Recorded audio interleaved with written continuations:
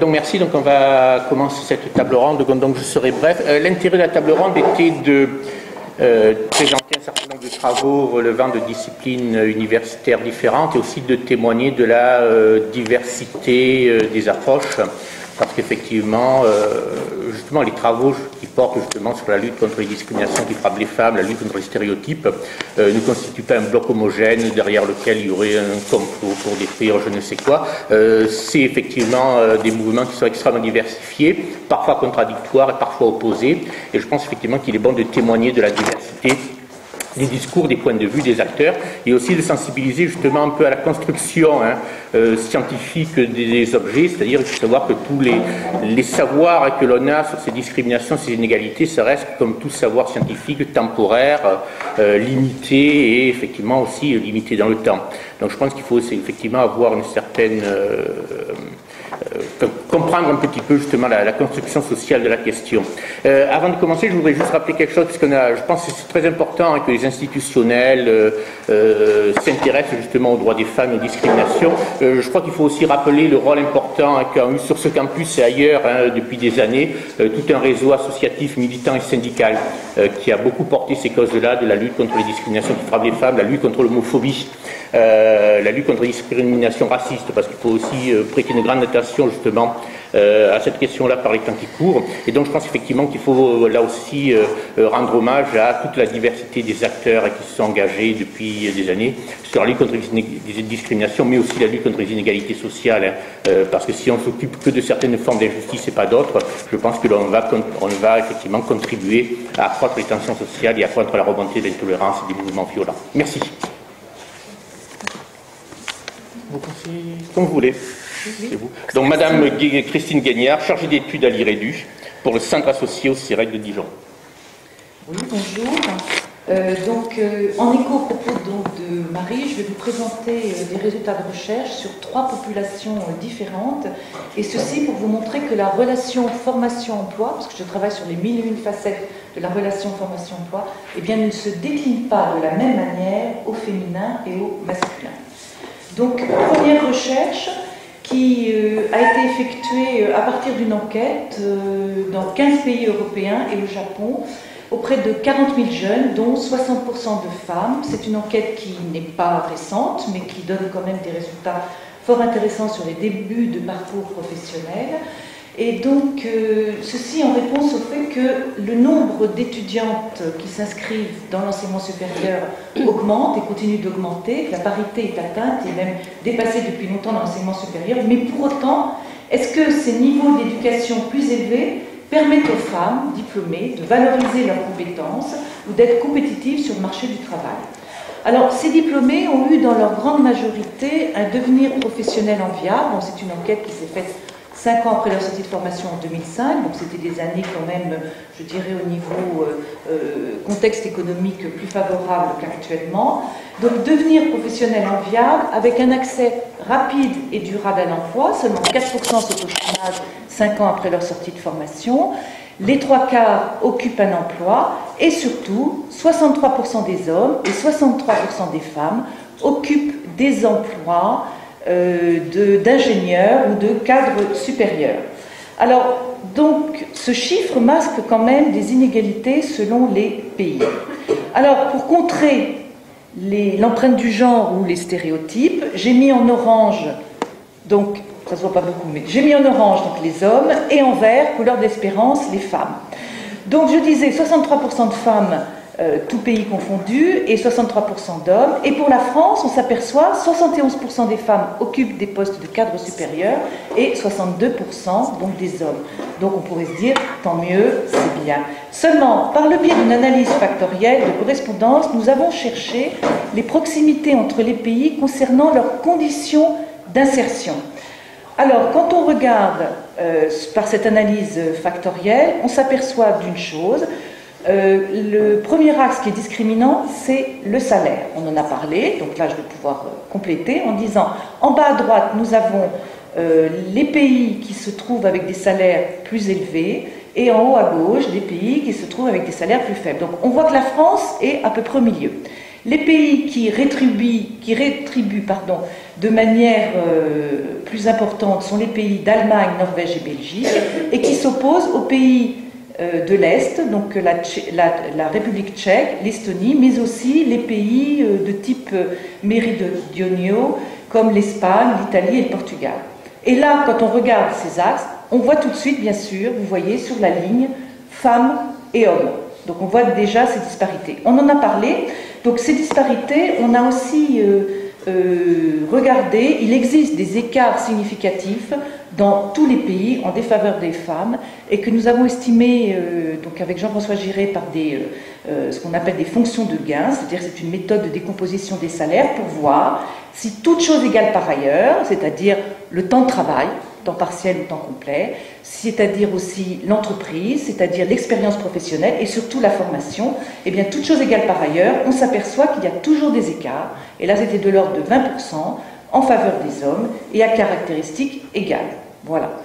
Donc ça, c'est un phénomène aussi qui est plus accentué pour les pays du Sud et les pays de l'Est de l'Europe.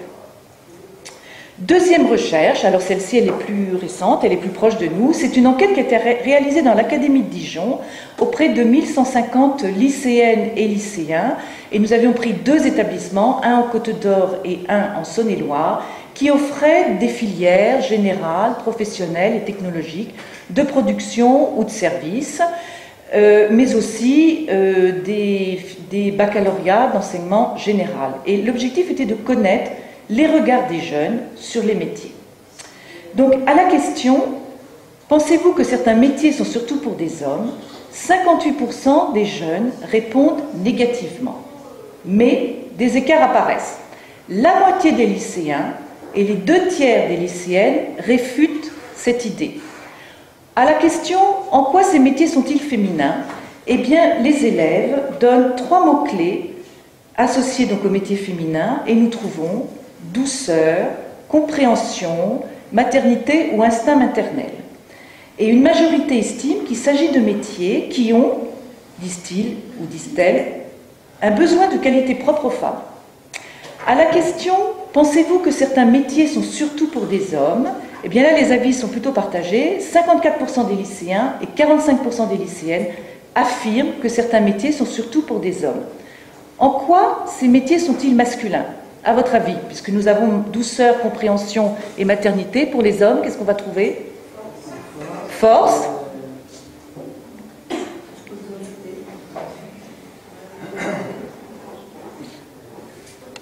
Alors, nous avons force, résistance et courage, bien sûr.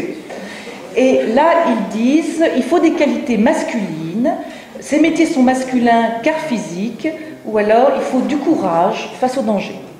Et donc la plupart du jeune ont une représentation des métiers qui, heureusement, tend vers la mixité, mais l'analyse, et là nous l'avons faite toutes choses égales par ailleurs, souligne la persistance des stéréotypes concernant les qualités naturelles et les rôles traditionnels des femmes et des hommes et qui se retrouvent à travers les métiers. Les garçons l'expriment davantage, et notamment ceux qui sont en scientifique. Toutes choses égales par ailleurs. Et alors on peut l'interpréter bien sûr comme une affirmation de leur entité, de leur identité masculine, ou alors une défense de leur territoire. Alors, je ne résiste pas à vous proposer 2 écrits de terminale scientifique, et je pense que vous allez deviner laquelle est écrite par une lycéenne et laquelle est écrite par un lycéen. Au XXIe siècle, c'est normal qu'à diplôme égal, une fille puisse faire le même métier qu'un homme si elle le souhaite. Les filles ont le droit de faire le métier qu'elles souhaitent, mais il ne sera peut-être pas aussi bien fait. Donc je pense que vous avez deviné, bien sûr. Ensuite, dernière recherche pour illustrer un petit peu ces propos. Alors là, c'est une recherche que je suis en train de terminer avec une collègue, Cathy Perret. Et celle-ci, elle s'est effectuée dans une école primaire de Côte d'Or, à l'école de Couternon, pour ne pas la nommer. Et elle s'est effectuée auprès de 124 élèves, donc de CP au CM2, qui se sont exprimés oralement en classe, puis par un dessin, et qui ont répondu à la question posée par leur professeur. Pour vous, la réussite, c'est quoi ? Ou pour vous, réussir, c'est quoi ? Donc ils ont discuté et après ils ont fait chacun leur dessin. Alors, ce qu'on s'aperçoit aux yeux des enfants, alors, les illustrations et les mots des élèves sont très optimistes et ils montrent que la réussite est plurielle, multidimensionnelle dans le regard des enfants. Nous avons en tout trouvé 32 thématiques différentes. Le sport vient en premier, pour les garçons comme pour les filles. Donc elle et Edith parlent de réussir un match. Alors c'est vrai que les matchs de foot sont vraiment très présents. Mais on a aussi réussir un tournoi de judo, du hockey sur glace, etc. On a la natation, enfin autant de garçons que de filles. Ensuite vient l'école. Donc c'est réussir un travail, réussir un exercice, avoir très bien. C'est aussi passer au collège. Autant pour les garçons que pour les filles. De même les lieux de vie, réussir à avoir une maison, c'est autant dessiné par les garçons que par les filles. Mais quand ce sont des dessins qui représentent le futur, seules les filles, elles sont 7 filles, à avoir fait apparaître la famille. Un exemple, en CE2, donc nous avons Hugo qui est en CE2 qui dit « Réussir à avoir de l'argent, être milliardaire, avoir une maison et être directeur d'un casino. » Une petite fille qui est en CE2, Morgane, pour elle, réussir à gagner de l'argent, donc on retrouve l'idée de l'argent, avoir une maison, on retrouve l'idée de la maison, avoir une famille et gagner des compétitions. Le fait que la famille et les enfants ne sont envisagés que par les filles, je pense, n'est pas sans nous interpeller. Voilà, merci. Merci beaucoup. Écoutez, merci. Merci pour la qualité et puis pour avoir tenu le truc tip-top, c'est parfait. Wow. Donc maintenant, Juliette Olivier, qui est chercheur, ingénieur de recherche auprès d'ESPO, qui est aussi chargé de mission égalité-diversité à l'Université de Bourgogne. Merci. Donc, vous le constatez, je ne suis pas Philippe Picard. Il m'a demandé de lire sa contribution, ce qui est une mission difficile à remplir, parce que ce n'est pas moi qui l'ai écrite. L'objectif, c'est de vous montrer, comme nous l'avions pensé lorsqu'on nous avait organisé cette journée, cette table ronde, c'est de montrer qu'il y a des recherches dans nombreuses disciplines au sein de l'université, et y compris en droit. Voilà. Alors là, je vais vous parler du genre dans la jurisprudence des cours européennes. Alors, Philippe Picard a fait un papier très complet. Moi, je ne vais vous faire part que d'une partie de sa contribution. Alors, les cours européennes. Il existe 2 cours européennes. La Cour européenne des droits de l'homme, juridiction qui est instituée par le Conseil de l'Europe. L'objectif, c'est d'assurer le respect de la Convention européenne des droits de l'homme. Et la Cour de justice de l'Union européenne, qui est une institution de l'Union européenne et qui va vérifier, veiller au respect par les États membres des obligations qui découlent des traités, qui va contrôler la légalité des actes des institutions de l'Union européenne et qui interprète aussi le droit de l'Union à la demande des juges nationaux. Alors, la Cour européenne des droits de l'homme intervient beaucoup sur les thèmes relatifs au genre et à l'orientation sexuelle. Voilà. La Cour de justice de l'Union européenne, elle, intervient également dans ce domaine de manière plus étrange. Pourquoi de manière plus étrange? Parce que finalement, la Cour de justice de l'Union européenne est plus concernée par ce qui est relatif à la libre circulation, notamment des personnes et des services. Donc elle ne va pas, les jugements de la Cour de justice de l'Union européenne vont concerner donc uniquement une dimension économique, contrairement à la CEDH, la Cour européenne des droits de l'homme, qui va davantage s'attacher aux droits, aux valeurs fondamentales des citoyens européens. Alors par exemple, concernant la Cour de justice de l'Union européenne, elle va considérer que pour la prostitution, qu'il s'agit d'une prestation, d'une activité de service. Donc elle considère vous voyez, elle ne va pas apporter de jugement par rapport à la prostitution en elle-même. Pour elle, c'est une activité de service. Donc elle considère qu'il n'y a aucune raison de l'interdire, sauf raison d'ordre public, donc interne aux États. Par exemple, ici, et, en France, elle avait été saisie d'un cas où en France la prostitution avait été interdite, notamment pour des prostituées étrangères qui exerçaient à Strasbourg. Et là, auquel cas, elle a dit, bon, soit l'État doit l'autoriser, soit il interdit, mais pour toutes et tous, pas uniquement que les femmes. Voilà. Donc vous voyez, il y a un côté plus cynique finalement, je dirais, de la part de la Cour de justice de l'Union européenne qui s'attache davantage à ces dimensions économiques. Par contre, concernant la Cour européenne des droits de l'homme, là, il y a un contentieux qui est beaucoup plus riche en matière de droits de l'homme. Puisque c'est elle qui veille au respect de la Convention européenne des droits de l'homme. Alors, plus spécifiquement concernant la condamnation des stéréotypes en matière de genre, il existe une convention sur l'élimination de toutes les formes de discrimination à l'égard des femmes, qui était adoptée par l'Assemblée générale des Nations unies en 1979. Et elle impose expressément aux États des obligations pour modifier les schémas et modèles de comportement socio-culturel de l'homme et de la femme en vue de parvenir à l'élimination des préjugés et des pratiques coutumières ou de tout autre type qui sont fondés sur l'idée de l'infériorité ou de la supériorité de l'un ou l'autre sexe ou d'un rôle stéréotypé des hommes et des femmes. Voilà, c'est l'article 5A de cette convention. Et c'est une disposition qui a constitué l'un des fondements d'une condamnation qui a été essuyée par la Bulgarie dans une affaire Jallo concernant les discriminations et violences domestiques subies par une femme analphabète de nationalité gambienne. Donc c'était en Bulgarie. Alors cette femme s'était plainte de violences infligées par son mari. Et selon la Cour, donc, aucune enquête digne de ce nom n'avait été ouverte par les autorités nationales. Au contraire, les juridictions bulgares lui avaient retiré la garde de son enfant sur la base des seules allégations de son mari qui l'accusait de mauvais traitement.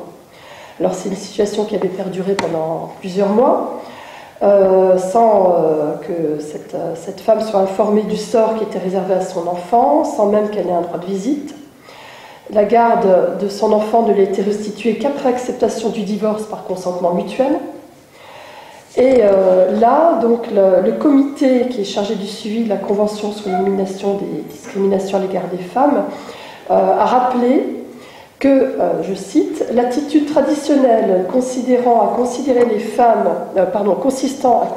femmes comme inférieures aux hommes contribue à attiser la violence à l'égard de ces dernières. Et le comité donc souligne que les autorités bulgares, alors qu'elles connaissaient la position vulnérable de cette femme et sa dépendance vis-à-vis de son mari, ont accordé un crédit considérable aux allégations de ce dernier dans l'ensemble des procédures. Le comité, donc, je cite à nouveau, a estimé que les autorités bulgares ont agi en fonction de la notion stéréotypée qui veut que le mari soit supérieur et qu'il soit celui dont les opinions doivent être prises au sérieux, ignorant le fait que la violence conjugale touche considérablement plus de femmes que d'hommes. Alors sur ce point, le comité a conclu à une discrimination fondée sur le sexe. En outre, étant donné la situation particulièrement vulnérable de la requérante, donc une femme migrante, analphabète, ne connaissant pas le bulgare, sans famille autre que son mari, en raison de cette position particulièrement vulnérable, le comité a conclu à une violation de plusieurs obligations positives destinées à éradiquer une série de discriminations infligées aux femmes, qui sont prévues donc, dans cette convention.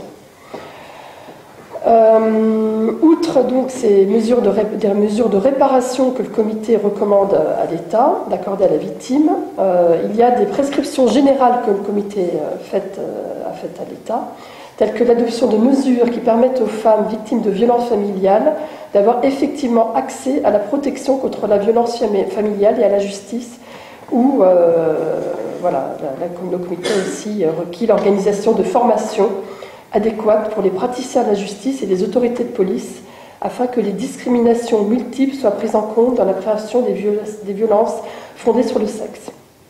Voilà, donc un premier cas, bon, je vous en donnais 3, vous en faites pas, je ne vais pas vous être trop longue, mais c'est pour vous montrer de quelle manière en droit en particulier au niveau européen, on s'est emparé de cette question des stéréotypes.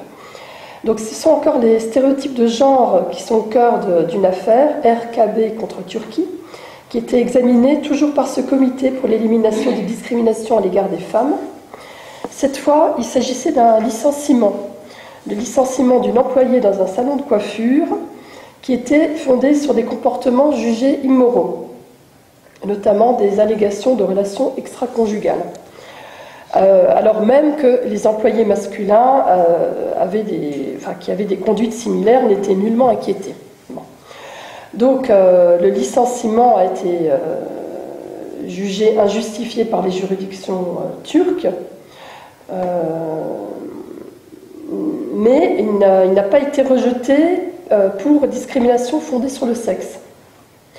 Le comité estime par conséquent que la Turquie a violé ses obligations au titre de l'article 2 de la Convention contre les discriminations à l'égard des femmes, et en n'assurant pas la réalisation pratique du principe d'égalité de traitement inclus dans son droit du travail, et en ne garantissant pas une protection effective des femmes contre les discriminations fondées sur le sexe.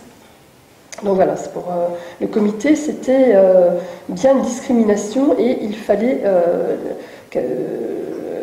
retenir une allégation de discrimination fondée sur le sexe. Le comité a insisté sur la nécessité de prendre des mesures à l'échelle nationale, donc là on est en Turquie, afin d'éliminer les stéréotypes de genre qui sont à la fois, je cite, une source et une conséquence des discriminations dont sont victimes les femmes. En l'espèce, le comité estime donc qu'il y a eu violation de l'article 5 de la Convention, au motif que les procédures juridictionnelles étaient basées sur une perception stéréotypée de la gravité des relations extra-conjugales pour les femmes, alors que ces relations sont jugées acceptables pour les hommes. Donc les femmes sont tenues de s'abstenir de toute entorse, aussi minime soit-elle, voilà, alors que c'était accepté pour les hommes. Troisième illustration. Concernant les stéréotypes de genre, mais dans la répartition des rôles parentaux. Donc c'est intéressant, ça montre que la Cour européenne va se prononcer également sur les stéréotypes dans l'intimité, finalement, dans le cadre parental et dans le cadre des couples. Donc cette répartition... Ces stéréotypes ont également été condamnés de manière retentissante par la Cour européenne des droits de l'homme en formation de grande chambre à l'occasion d'une affaire Constantin Marquin contre Russie. Alors là, c'est la législation russe en cause réservait le congé parental aux militaires de sexe féminin. Et cela a été jugé discriminatoire pour le requérant, un homme, qui n'a pas pu bénéficier de ce congé parental pour s'occuper de ses 3 enfants dont il assurait seul la garde. Là, la Cour souligne combien les stéréotypes de genre auraient des effets néfastes à l'égard des deux sexes, dans la mesure où ils enfermeraient, je cite, les femmes au foyer et en excluraient les hommes. Quant à la mobilisation du principe de non-discrimination, la Grande Chambre rappelle que si le droit à un congé parental ne peut être tiré du droit au respect de la vie familiale, à partir du moment où un État décide de créer un dispositif de congé parental, il doit le faire de manière non discriminatoire. Donc article 8 combiné à l'article 14 de la CEDH. Ensuite, la Cour n'a pas caché son scepticisme à l'égard de la thèse du gouvernement russe sur l'existence d'un lien biologique et psychologique particulier entre la mère et le nouveau-né après la naissance. Donc elle n'est pas entrée frontalement dans ce débat, mais elle précise, je cite, que pour ce qui est des soins apportés à l'enfant pendant la période correspondant au congé parental, les hommes et les femmes sont placés dans des situations analogues. Voilà. Et quant à l'argument relatif au rôle social particulier que joueraient les femmes dans l'éducation des enfants, la Cour, pour justifier un revirement par rapport à un arrêt antérieur, s'appuie sur l'évolution des sociétés européennes contemporaines, je cite, vers un partage plus égalitaire entre les hommes et les femmes des responsabilités en matière d'éducation des enfants. Qui plus est, la Cour exclut la prise en compte de traditions, telles que la répartition traditionnelle des rôles entre les sexes dans une société donnée ou de stéréotypes liés au sexe, telle l'idée que sont, donc je cite à nouveau, telle l'idée que ce sont plutôt les femmes qui s'occupent des enfants et les hommes qui travaillent pour gagner de l'argent. Ces derniers ne peuvent constituer une justification suffisante pour une différence de traitement, pas plus, je cite, que ne le peuvent des stéréotypes du même ordre fondés sur la race, l'origine, la couleur ou l'orientation sexuelle. Alors, on le voit, la CEDH n'hésite pas à se positionner ici, clairement, pour condamner les stéréotypes de genre, y compris, si j'ose dire, dans l'intimité même du couple, et dans le cadre de la répartition traditionnelle, entre guillemets, des rôles entre les sexes. Et elle se place vraiment dans le cadre de la défense des droits fondamentaux. Elle s'intéresse directement aux valeurs véhiculées par l'égalité des sexes et la non-discrimination. Et elle a su, sur ce point, faire avancer beaucoup de dossiers. Voilà. Et elle est donc beaucoup confrontée aux litiges relatifs au genre. Toutefois, relevons quand même que la CEDH est confrontée à deux limites inhérentes à la nature européenne de cette juridiction. La première vient du fait qu'elle est obligée de tenir compte d'un certain consensus entre les États pour reconnaître certains droits, comme par exemple le mariage homosexuel. Elle ne peut pas imposer le mariage homosexuel en Italie, alors que l'Italie est membre du Conseil de l'Europe. Voilà, elle est obligée d'utiliser une technique du sondage, c'est-à-dire qu'elle essaye de voir quelles sont les mentalités dans le pays concerné et sur l'ensemble du continent européen. Et c'est en fonction qu'elle va modifier et faire évoluer sa position.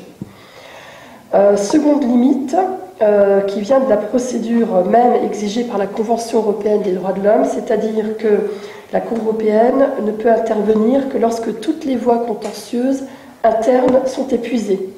C'est donc très long et elle intervient donc en bout de course. Et enfin, les sanctions contre les États récalcitrants sont très difficiles parce qu'il s'agit le plus souvent de faire modifier les législations internes. Voilà. Je vous remercie. Merci beaucoup.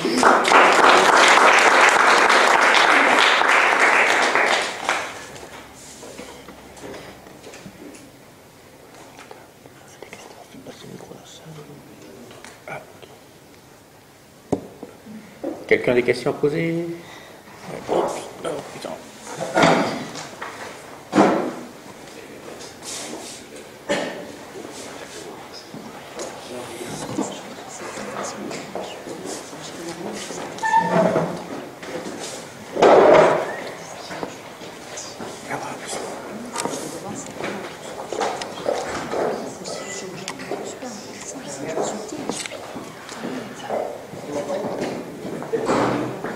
Non.